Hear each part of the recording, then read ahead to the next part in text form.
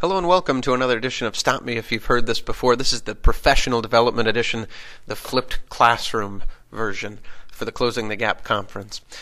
Just as we get going here, a brief reminder about some things that are necessary for you here. Pause the video to write down notes and questions as we go through, and then make sure that you come to class with notes or two questions about what was or was not present in the video as we went through some of the highlights of what the flipped classroom is and some of the positives that it purports.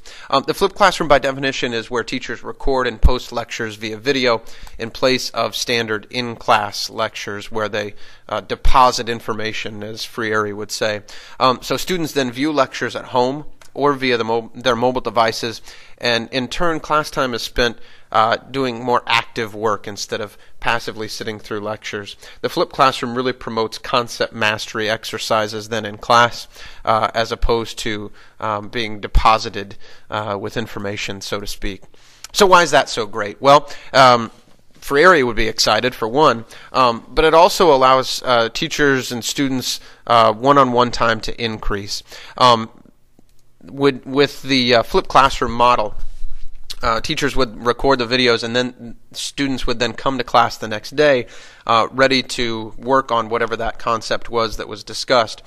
This allows teacher to optimize times with students who need more instructional help, who need more one-on-one time. That therefore improves the student and teacher relationship because students are less frustrated by difficult concepts, by not having that teacher to guide them, and then also they allow the flipped classroom model allows students to receive instant feedback in this model that they might not have gotten during whole class instruction. So other benefits for students would be that they can learn at their own pace. If students already know the material, they don't need to necessarily waste time reviewing a mastered concept, while students who need that extra instructional time can pause, rewind, rewatch videos, and therefore spend more time learning a difficult concept. The flip model really promotes mastery learning, and you can really see it at this piece right here, where students who've already mastered the concept can move on. Students who need that extra help can pause it, can rewind it, can rewatch to try to understand that concept in a different way, perhaps. Maybe one of the most exciting things about the flipped classroom is that it really promotes this idea of constructivist education. So we say Dewey would be so proud because in the flip model, students can really be leveraged to help other students in the classroom. They can become peer tutors. They can lead small group discussions. And one of the things that we talk about with positives in the flipped classroom is students really become the center of that learning experience. Whether they're teaching one another, whether the idea of the unit is engaged around them or their interests, students therefore really become a key piece in the flipped model. But parents are also affected by the flipped model.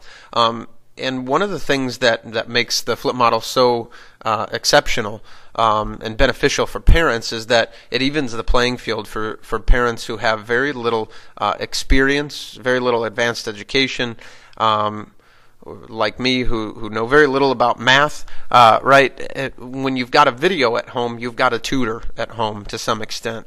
That's how this started, and it has helped in that respect kind of lighten the burden maybe on parents who don't have that ability to work with students due to no advanced education, or because they don't have the ability to because they're working nights.